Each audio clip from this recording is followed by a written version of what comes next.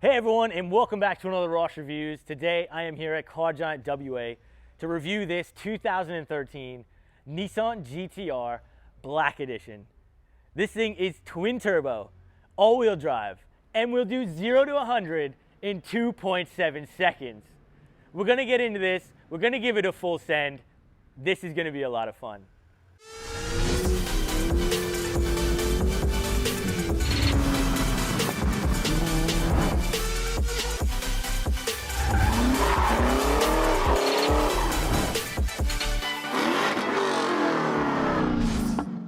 Welcome to what is the 2013 Nissan GTR Black Edition. Oh, this car is an absolute weapon, and you honestly have to be so careful when you drive a machine like this, because this thing does not just accelerate, this thing just teleports. And I have honestly never been in a car that can just pull as hard as this thing does. Now, previously, if you're going to compare it to some other things I've reviewed, the F6 really does come into mind, though I've been in some very heavily modified ones, done some serious pulls, and they do not come close to the feeling of speed in one of these stock GTRs. These things are a twin turbo, 3.8 liter V6, and 0 to 100 in this 2.7 seconds. 2.7 seconds. So it's quick. Now this one is of course a Black Edition.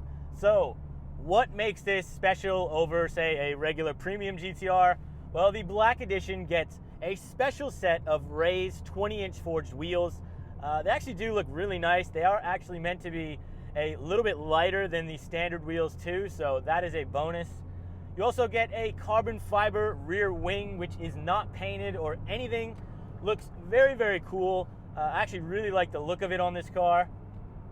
Another upgrade you will get is Recaro racing seats. So this is one of the biggest reasons I would recommend this Black Edition, because these Recaros are just so much more supportive than the other GTR I did review. I had previously reviewed a 2011 Premium Edition that had the standard seats in it, and although they were very comfortable, they did lack a little bit of bolstering. Speaking about the seating, well, the seating position is excellent. You have a really nice view of basically the whole surround of this car. The wheel is in a great place. The paddles, perfect placement again. They are mounted to the column, so they don't move around with the wheels, so it is a little bit easier, you know, if you're on a tight corner or on the racetrack, sorry, you're never going to get confused on where the paddle is to upshift, you know, to downshift. So that is the proper way you do paddle shifters.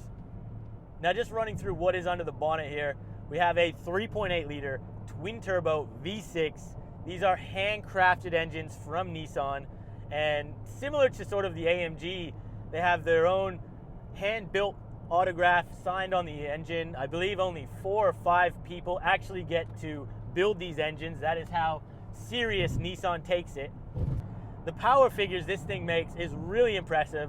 This particular one makes 542 horsepower and 463 pound-foot of torque from factory. This has a 6-speed dual clutch automatic, though we do have the manual flappy paddle option here, and it is just so responsive.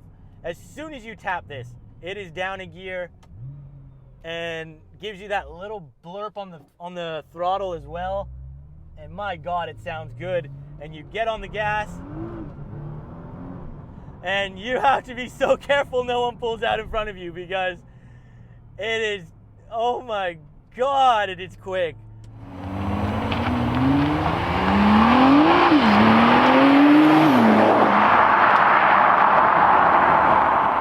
Now let's get into the 5 questions here. Now we always start off with sound, so let's hear it.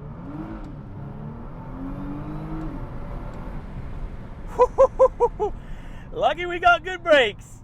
Now, I'm gonna be blunt, this definitely does not sound anywhere near as good as the previous 2011 GTR I reviewed, though that did have an aftermarket exhaust. I believe it was a hi-fi exhaust system, and that truly sounded epic.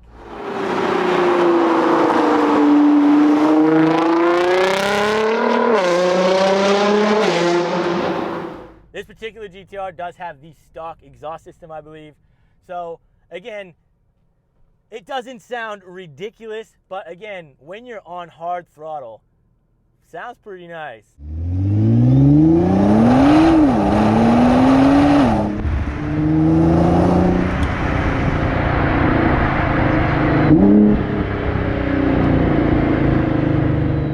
Now, if I was to own one of these, without a doubt, the first thing I would do is get a performance exhaust system and probably put a tune on it, because I'd love to see this thing spit some flames.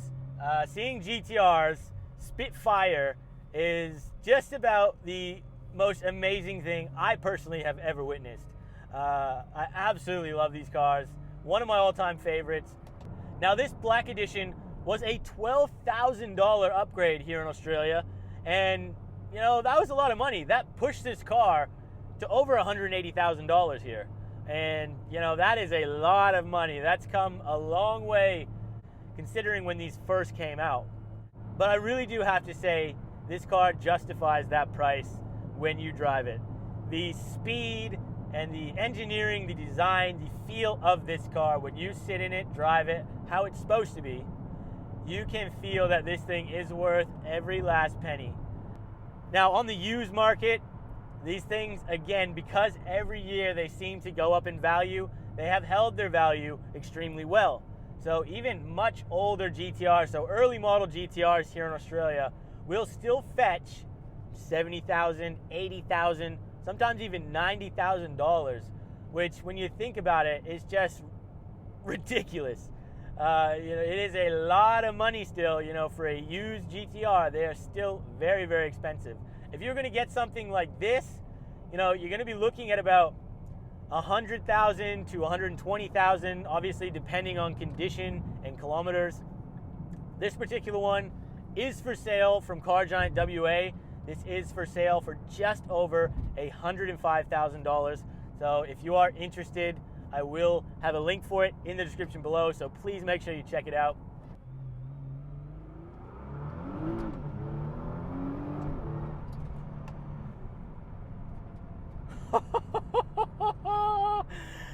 I honestly, I have to stop accelerating by the time I'm in third gear, because this is just going so fast. Honestly, I can't even tell you how fast I'm going there, and I'm only in third gear. And the rush, the excitement, the noise, the G-forces. This car is just such an immersive driving experience, and it is nothing but a weapon. And oh my Lord, this car will get you in so much trouble.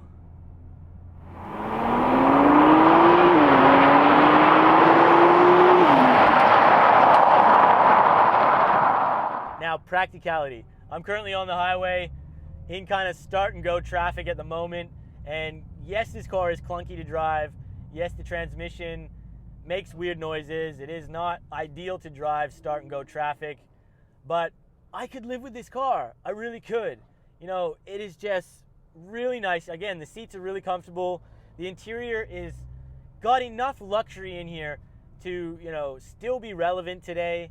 I absolutely love, everything looks still really nice. You know, you do have a lot of buttons, and you know, this is a very masculine car, but I really do love it. Now, we do have back seats here. We have two rear seats, though they are basically completely unusable.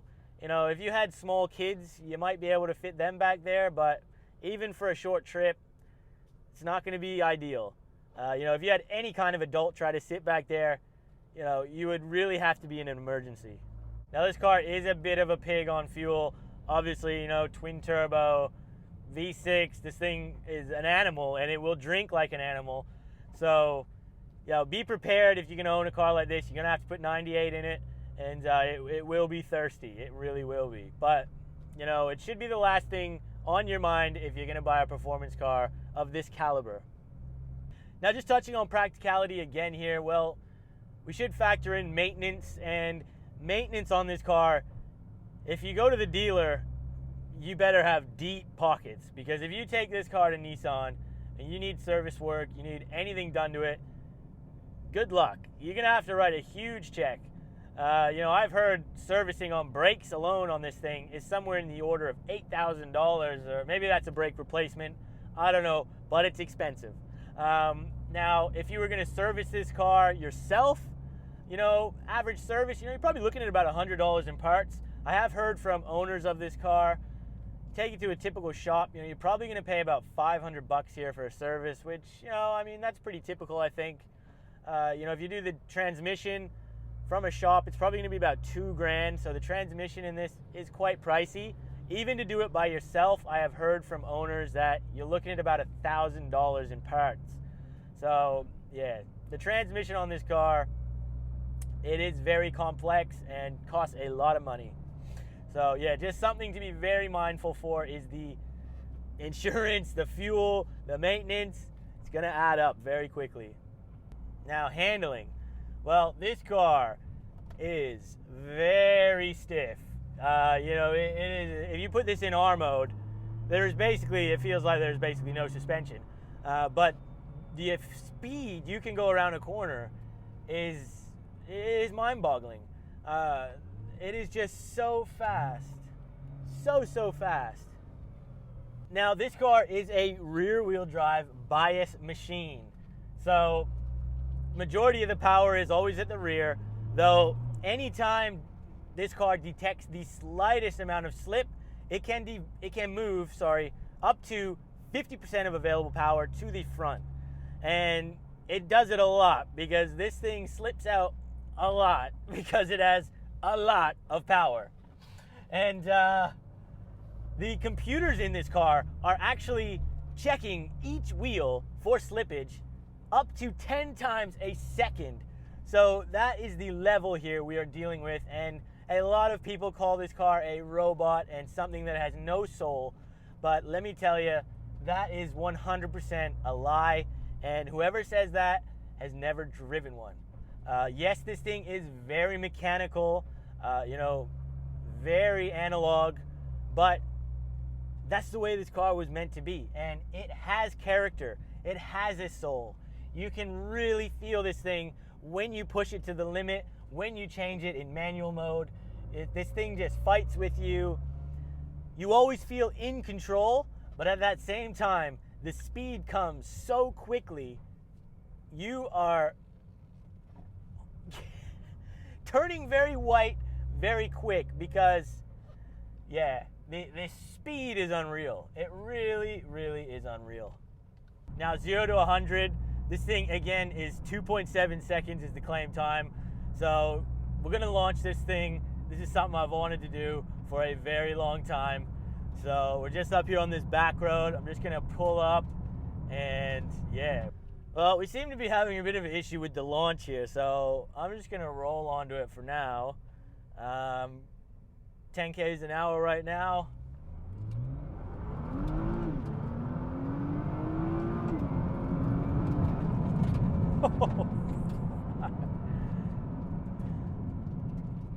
This thing is just ridiculously fast. Scary fast is the word, really. Giving this one more crack. So we got everything in R mode now. We've left it in auto. Just gonna put the brake on 100% for the accelerator at 100%.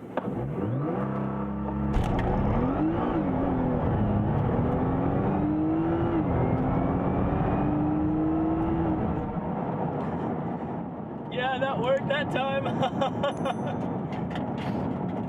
Oh my goodness. You can really, I swear I could feel all four wheels there just spin up for a fraction of a second before it just took right off. Woo! Oh, I'm a bit devastated. I did not get the speedometer on that one, the camera on the speedo on that launch, but guys, that was, holy crap, that was the fastest I think I've ever gone. But anyways, I'm gonna finish the video off here today. So a massive, massive thank you to Car Giant WA for allowing me to take out this 2013 Nissan GTR Black Edition. This is honestly one of my all-time favorite cars, and if I hit lotto today, this would be the first car I would go out and buy. I have had such a blast driving this. I hope you guys have enjoyed this review. If so, please remember to hit that like button. Consider subscribing if you're new here, and we'll see you on that next video.